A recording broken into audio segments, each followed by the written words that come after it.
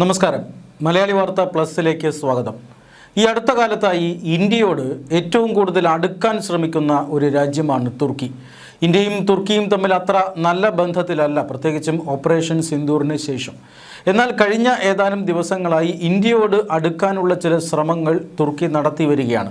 അതിൻ്റെ ഏറ്റവും പ്രധാനപ്പെട്ട കാരണം തുർക്കിയുടെ വിനോദസഞ്ചാര മേഖലയെ ഇന്ത്യ അങ്ങേയറ്റം ഒഴിവാക്കി എന്നുള്ളതാണ്. തുർക്കിയുടെ പാകിസ്ഥാൻ അനുകൂല നിലപാട് കാരണം, ഓപ്പറേഷൻ സിന്ദൂർ സമയത്ത് പാകിസ്ഥാനെ പിന്തുണച്ച നിലപാട് കാരണം ഇന്ത്യൻ വിനോദസഞ്ചാരികൾ തുർക്കിയെ ഇപ്പോൾ ഒഴിവാക്കിയിരിക്കുകയാണ്. തുർക്കി ഡെസ്റ്റിനേഷനുകൾ ഒഴിവാക്കിയാണ് ഇന്ത്യൻ വിനോദസഞ്ചാര മേഖല അവരുടെ യാത്രകൾ ഫിക്സ് ചെയ്യുന്നത്. അതുകൊണ്ട് തന്നെ തുർക്കിക്ക് അവരുടെ വിനോദസഞ്ചാര മേഖലയിൽ 2025 ജൂണിലെ കണക്കനുസരിച്ച് 37% ഇടിവ് സംഭവിച്ചു. ഇന്ത്യയിൽ നിന്നുള്ള വിനോദസഞ്ചാരികളുടെ എണ്ണത്തിൽ കുറവ് വന്നതോടുകൂടിയാണ് ഈ വിനോദസഞ്ചാര മേഖലയിൽ ഇത്രയധികം ഇടിവ് വന്നത്. മാത്രമല്ല, തുർക്കിയുടെ നിരവധി കമ്പനികൾക്കെതിരെയും ഇന്ത്യ പ്രഖ്യാപിതമല്ലാത്ത ചില ഉപരോധ നടപടികൾ നടത്തുന്നുണ്ട്. അതായത് പല ഇടപാടുകളിൽ നിന്നും തുർക്കി കമ്പനികളെ ഇന്ത്യ മാറ്റി നിർത്തുകയാണ്. പാകിസ്ഥാനുമായി വലിയ അടുപ്പം സൂക്ഷിക്കുന്ന ഒരു രാജ്യമായതുകൊണ്ട് തന്നെ ഒരു സുരക്ഷാപരമായ കാരണങ്ങളാൽ തുർക്കിയുമായി ഒരു ചെറിയ അകലം ഇന്ത്യ പാലിക്കുന്നുണ്ട്. സുരക്ഷാപരമായ കാരണങ്ങൾ മാത്രമല്ല, നയതന്ത്രപരമായ കാരണങ്ങളാലും തുർക്കിയിൽ നിന്നും ഇന്ത്യ അകലം പാലിക്കുന്നുണ്ട്. ഈ അകലം ഒഴിവാക്കി ഈ വ്യാപാര രംഗത്തെ പ്രശ്നങ്ങളൊക്കെ മാറ്റാനും അതുപോലെ തന്നെ വിനോദസഞ്ചാര മേഖല പഴയ രീതിയിലാക്കാനുമൊക്കെയാണ് തുർക്കി ഇത്തരത്തിൽ ഇന്ത്യയുമായി അടുക്കാനായി ശ്രമിക്കുന്നത്. ഈ കഴിഞ്ഞ ദിവസം തുർക്കിയുടെ വിദേശകാര്യ മന്ത്രി ഹക്കൻ ഫിദാൻ സിംഗപ്പൂരിൽ നടന്ന ഒരു പരിപാടിയിൽ നടത്തിയ പ്രസ്താവന അത് ഇതിനൊരു ഉദാഹരണമാണ്. അദ്ദേഹം പറഞ്ഞത്, ഇന്ത്യയും തുർക്കിയും തമ്മിലുള്ള നയതന്ത്ര ബന്ധം അത് മെച്ചപ്പെടേണ്ടതുണ്ട്. ഇന്ത്യയും തുർക്കിയും തമ്മിൽ വ്യാപാര ബന്ധം സാധാരണ രീതിയിലാകണം. ഇന്ത്യയും തുർക്കിയും തമ്മിലുള്ള വിനോദസഞ്ചാര മേഖലയിലെ ഇടപാടുകൾ അതെല്ലാം സാധാരണ രീതിയിൽ തന്നെ ആകണം. തീർച്ചയായും തുർക്കിക്ക് പാകിസ്ഥാനുമായി ഒരു നല്ല നയതന്ത്ര ബന്ധമുണ്ട്. പ്രതിരോധ സഹകരണം പാകിസ്ഥാനുമായിട്ടുണ്ട്. ചരിത്രപരമായി രണ്ട് രാജ്യങ്ങളും തമ്മിൽ തന്ത്രപരമായ ബന്ധങ്ങളുണ്ട്. ആ ബന്ധങ്ങൾ ഒരു കാരണവശാലും ഇന്ത്യ കണക്കാക്കേണ്ട കാര്യമില്ല. പാകിസ്ഥാനുമായി നല്ല ബന്ധം പുലർത്തുന്നതിൻ്റെ പേരിൽ ഇന്ത്യ തുർക്കിയെ മാറ്റി നിർത്തേണ്ട കാര്യമില്ല എന്നാണ് തുർക്കി വിദേശകാര്യ മന്ത്രി പറഞ്ഞത്. മാത്രമല്ല, പാകിസ്ഥാനുമായി നല്ല ബന്ധം പുലർത്തുന്ന ഒട്ടനവധി രാജ്യങ്ങളുമുണ്ട്. അവരുമായൊക്കെ ഇന്ത്യ പിണങ്ങി നടക്കുകയാണോ എന്നാണ് തുർക്കി ചോദിക്കുന്നത്. അതുകൊണ്ട് തുർക്കിയും ഇന്ത്യയുമായിട്ടുള്ള നയതന്ത്ര ബന്ധം അതുപോലെ തന്നെ വ്യാപാര ബന്ധം ഇതെല്ലാം ശക്തമാകണം എന്നാണ് തുർക്കി ഇപ്പോൾ ആഗ്രഹിക്കുന്നത് എന്നാണ് അദ്ദേഹം പറഞ്ഞത്. ഇത് ഈ മേഖലയിൽ നടക്കുന്ന ചർച്ചകളുടെ തുടക്കമായിട്ടാണ് ഇദ്ദേഹം ഈ വാക്കുകൾ പറഞ്ഞത്. തുർക്കിഷ് കമ്പനികളെ എന്തിനാണ് ഇന്ത്യ ഇത്തരത്തിൽ മാറ്റി നിർത്തുന്നത്?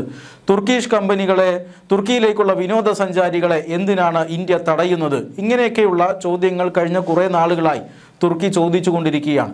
പാകിസ്ഥാനുമായിട്ടുള്ള ബന്ധം കാരണമാണ് ഇന്ത്യ ഇങ്ങനെ ഒരു അകൽച്ച കൽപ്പിക്കുന്നത് എന്ന് വ്യക്തമാണ്. ഇത് അറിഞ്ഞതുകൊണ്ട് തന്നെ പാകിസ്ഥാനുമായിട്ടുള്ള സഹകരണം അത് ചരിത്രപരമായിട്ടുള്ള ഞങ്ങളുടെ സഹകരണമാണ്, അത് ഇന്ത്യ നോക്കേണ്ട കാര്യമില്ല എന്നാണ് ഇപ്പോൾ തുർക്കി പറയുന്നത്. പാകിസ്ഥാനുമായി സഹകരിച്ചുകൊണ്ട് തന്നെ ഇന്ത്യയുമായി നല്ല ബന്ധം ഉറപ്പാക്കാനുള്ള നീക്കങ്ങളുടെ ഭാഗമായിട്ടാണിത്. പക്ഷേ ഇന്ത്യ ഇതിനെതിരെ ശക്തമായ പ്രതികരണം തന്നെ നടത്തിയിട്ടുണ്ട്. കാരണം ഇന്ത്യ കൃത്യമായി തന്നെ തുർക്കിഷ് വിദേശകാര്യ മന്ത്രിയുടെ ഈ പ്രസ്താവനയ്ക്ക് മറുപടി നൽകിയിട്ടുണ്ട്. അത് മറ്റൊന്നുമല്ല, പാകിസ്ഥാനുമായി നല്ല ബന്ധമുള്ള രാജ്യങ്ങളെ ഒന്നും ഇന്ത്യ ആ രീതിയിൽ മാറ്റി നിർത്തുന്നില്ല. ഇന്ത്യയും മറ്റ് രാജ്യങ്ങളും തമ്മിൽ, അല്ലെങ്കിൽ പാകിസ്ഥാനുമായി നല്ല നയതന്ത്ര ബന്ധമുള്ള രാജ്യങ്ങളും തമ്മിൽ വലിയ പ്രശ്നമൊന്നുമില്ല, അങ്ങനെ ഉണ്ടാകേണ്ട കാരണവുമില്ല. പക്ഷേ പാകിസ്ഥാനുമായി നല്ല സഹകരണ ബന്ധത്തിൻ്റെ പേരിൽ ഇന്ത്യ വിരുദ്ധ പ്രവർത്തനങ്ങളും ഇന്ത്യ വിരുദ്ധ പ്രസ്താവനകളും നടത്തിയാൽ ആ രാജ്യങ്ങളുമായി നമുക്ക് അടുക്കാൻ കഴിയില്ല. ആ രാജ്യങ്ങളുമായി നമ്മൾ നയതന്ത്രപരമായി അകലം പാലിക്കുക തന്നെ ചെയ്യും എന്ന് ഇന്ത്യ തിരിച്ചടിച്ചിരിക്കുകയാണ്. ഇതിൽ കൃത്യമായ വ്യത്യാസം, അത് എന്തുകൊണ്ടാണ് ഞങ്ങൾ തുർക്കിയെ ഒഴിവാക്കുന്നത് എന്ന് കൃത്യമായി തന്നെ ഇപ്പോൾ ഇന്ത്യ പറഞ്ഞു വച്ചിരിക്കുകയാണ്. എന്ന് പറഞ്ഞാൽ തുർക്കി നമുക്കറിയാം ചരിത്രപരമായി അല്ലെങ്കിൽ വർഷങ്ങളായി പാകിസ്ഥാനെ പിന്തുണയ്ക്കുന്ന ഒരു രാജ്യമാണ്. പാകിസ്ഥാനും ഇന്ത്യയും തമ്മിലുള്ള ഒരു പ്രശ്നമാണ് കശ്മീർ വിഷയം. ആ കശ്മീർ വിഷയത്തിൽ പാകിസ്ഥാൻ അനുകൂലമായിട്ടുള്ള നിലപാട് സ്വീകരിക്കുന്ന രാജ്യമാണ് തുർക്കി.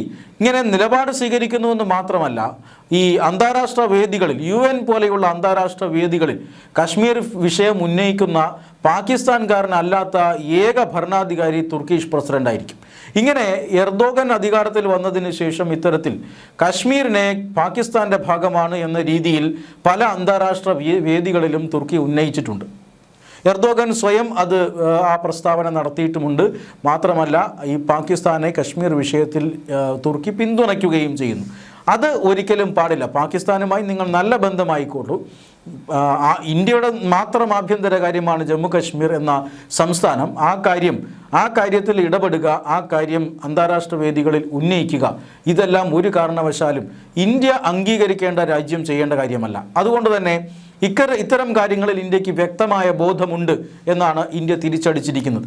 മാത്രമല്ല, ഓപ്പറേഷൻ സിന്ദൂർ നടക്കുന്ന സമയത്ത് പാകിസ്ഥാന് അനുകൂലമായ നിലപാട് സ്വീകരിക്കുന്നു, പാകിസ്ഥാനെ പിന്തുണയ്ക്കുന്നു, പാകിസ്ഥാന് ആയുധങ്ങൾ നൽകുന്നു. ഇന്ത്യക്കെതിരായ ആക്രമണം നടത്താനുള്ള ഡ്രോണുകൾ മുഴുവൻ പാകിസ്ഥാന് നൽകിയത് തുർക്കിയാണ്.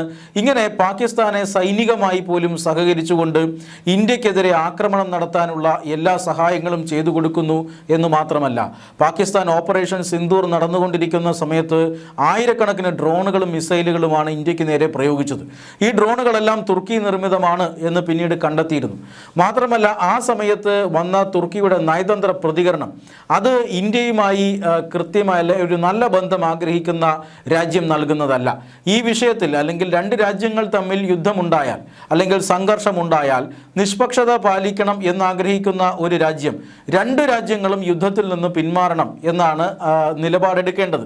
പക്ഷേ ഈ ഓപ്പറേഷൻ സിന്ദൂർ സമയത്ത് തുർക്കിയുടെ ഔദ്യോഗികമായ നിലപാട് ഇങ്ങനെയായിരുന്നു. അതായത് ഇന്ത്യൻ ആക്രമണം അത്യന്തം പ്രകോപനകരമാണ്. ഇന്ത്യ ജനവാസ കേന്ദ്രങ്ങളിലേക്കും മറ്റും പാകിസ്ഥാനിലേക്ക് നിയമവിരുദ്ധമായ ആക്രമണം നടത്തിയിരിക്കുന്നു, അത് ശരിയല്ല എന്നാണ് തുർക്കി ആ സമയത്ത് പ്രതികരിച്ചത്. അതായത് പഹൽഗാം ഭീകരാക്രമണത്തിന് തൊട്ടു പിന്നാലെയാണ് ഇന്ത്യ പാകിസ്ഥാനിൽ സൈനിക നടപടി നടത്തിയത്. അതായത് പഹൽഗാം ഭീകരാക്രമണം നടന്നത് 2025 ഏപ്രിൽ 22-നാണ്. 26 പാവപ്പെട്ട നിരപരാധികളായ വിനോദസഞ്ചാരികളുടെ ജീവൻ പൊലിഞ്ഞു. പാകിസ്ഥാൻ ചെലവും കൊടുത്ത് വളർത്തുന്ന ഭീകര സംഘടനകളാണ് ഈ ക്രൂരകൃത്യം നടത്തിയിരിക്കുന്നത്. പഹൽഗാം ഭീകരാക്രമണത്തിന് പിന്നിൽ പാകിസ്ഥാൻ ഭീകര സംഘടനകളും പാകിസ്ഥാൻ്റെ ചാര സംഘടനയായ ISIയും പാക് സൈന്യവും നേരിട്ട് തന്നെ ഇടപെട്ടിട്ടുണ്ട് എന്ന് കൃത്യമായ തെളിവുകൾ ഇന്ത്യക്ക് ലഭിച്ചതിൻ്റെ അടിസ്ഥാനത്തിലാണ് പാകിസ്ഥാനെതിരെ സൈനിക നടപടി ആദ്യം ഇന്ത്യ നടത്തിയത്. ആ സൈനിക നടപടി തുർക്കി പറയും പോലെ ജനവാസ കേന്ദ്രങ്ങൾക്കോ പാകിസ്ഥാൻ മിലിറ്ററിക്കോ എതിരായിരുന്നില്ല. പാകിസ്ഥാനിൽ ഇന്ത്യക്കെതിരെ പ്രവർത്തിക്കുന്ന തീവ്രവാദ കേന്ദ്രങ്ങൾക്ക് നേരെയാണ് ഇന്ത്യ ആക്രമണം നടത്തിയത്. എന്നാൽ ഈ തീവ്രവാദ കേന്ദ്രങ്ങൾക്കെതിരെ നടത്തിയ ആക്രമണത്തെ ഏറ്റെടുത്തുകൊണ്ട് പാകിസ്ഥാൻ നേരെ ഇന്ത്യയെ ആക്രമിക്കുകയായിരുന്നു. അതുകൊണ്ട് തന്നെ പാകിസ്ഥാൻ സൈനിക കേന്ദ്രങ്ങളെ ഇന്ത്യ പിന്നീട് ലക്ഷ്യം വെച്ചു. അപ്പോഴും ഇന്ത്യ പാകിസ്ഥാൻ ജനവാസ കേന്ദ്രങ്ങളെ തൊട്ടിട്ടില്ല. എന്നിട്ട് പോലും പാകിസ്ഥാനിൽ ആക്രമണം നടത്തിയ ഇന്ത്യയുടെ നടപടിയെ അന്ന് ഈ തുർക്കി ശക്തമായി അപലപിക്കുകയാണ് ചെയ്തത്. ഇങ്ങനെയുള്ള ഇന്ത്യ വിരുദ്ധ പ്രവർത്തനങ്ങൾ നിരന്തരം ചെയ്യുന്ന ഒരു രാജ്യവുമായി തീർച്ചയായും സഹകരിക്കാനും നയതന്ത്ര ബന്ധം മെച്ചപ്പെടുത്താനും ബുദ്ധിമുട്ടുണ്ട് എന്നത് ഇന്ത്യ വളരെ കൃത്യമായി തന്നെ വ്യക്തമാക്കിയിരിക്കുകയാണ്. ഇതിനുശേഷം, അതായത് ഈ ഓപ്പറേഷൻ സിന്ദൂർ സമയത്ത് ഇന്ത്യയെ ചതിക്കുന്ന രീതിയിലുള്ള നിലപാട് എടുത്തതിന് ശേഷം തുർക്കിയുടെ ഒരു വിനോദസഞ്ചാര മേഖലയിലേക്ക് ഇന്ത്യൻ സഞ്ചാരികളെ പരമാവധി കുറയ്ക്കാനുള്ള നടപടികൾ ഇന്ത്യ സ്വീകരിച്ചു. മാത്രമല്ല, ഇന്ത്യയുടെ ഒട്ടനവധി വിമാനത്താവളങ്ങളിൽ ഏവിയേഷൻ സർവീസ് കമ്പനിയായ സെലബി ജോലി ചെയ്തിരുന്നു. ഏവിയേഷൻ സർവീസ് കമ്പനിയായ സെലബി തുർക്കി കമ്പനിയാണ്. തുർക്കിയുമായിട്ടാണ് നിരവധി വിമാനത്താവളങ്ങൾക്ക് കരാറുണ്ടായിരുന്നത്. ഓപ്പറേഷൻ സിന്ദൂറിൽ തുർക്കി ഇന്ത്യ വിരുദ്ധ നിലപാടെടുത്തതോടുകൂടി സെലബി അടക്കമുള്ള നിരവധി കമ്പനികളെ ഇന്ത്യ കരിമ്പട്ടികയിൽപ്പെടുത്തി മാറ്റി നിർത്തി. ഇങ്ങനെ തുർക്കിയും ഇന്ത്യയും തമ്മിൽ ശത്രുതാപരമായ ഒരു സാഹചര്യം നിലനിൽക്കെയാണ് ഇപ്പോൾ തുർക്കി വലിയ നഷ്ടങ്ങൾ സഹിച്ചുകൊണ്ടിരിക്കുന്നു, വ്യാപാര രംഗത്തും അതുപോലെ തന്നെ വിനോദസഞ്ചാര മേഖലയിലുമെല്ലാം. അതുകൊണ്ട് പാകിസ്ഥാനുമായിട്ടുള്ള പിന്തുണ, പാകിസ്ഥാന് നൽകി വരുന്ന ആ ഒരു പിന്തുണ, ഇതൊക്കെ നിലനിർത്തിക്കൊണ്ട് തന്നെ ഇന്ത്യയുമായി നല്ല ബന്ധത്തിലേക്ക് വരാൻ തുർക്കി ആഗ്രഹിച്ചത്. പക്ഷേ ഇന്ത്യ വളരെ ക്ലിയർ കട്ടായി കാര്യം പറഞ്ഞിരിക്കുന്നു. പാകിസ്ഥാനുമായി നിങ്ങൾക്ക് തോളിൽ കൈയിട്ട് നടക്കുകയോ നല്ല ബന്ധം പുലർത്തുകയോ ഉയർത്തുകയോ എന്തും ചെയ്യാം. പക്ഷേ ഇന്ത്യ വിരുദ്ധ പ്രവർത്തനങ്ങളിൽ നിന്നും മാറി നിൽക്കണം. പാകിസ്ഥാനെ ലോകം മുഴുവനുമുള്ള രാജ്യങ്ങൾ എതിർത്തിട്ടുണ്ട്. അതായത് അന്താരാഷ്ട്ര ഭീകരവാദത്തിൻ്റെ ഒരു ഹബ്ബായി പാകിസ്ഥാൻ മാറിയിരിക്കുന്നു.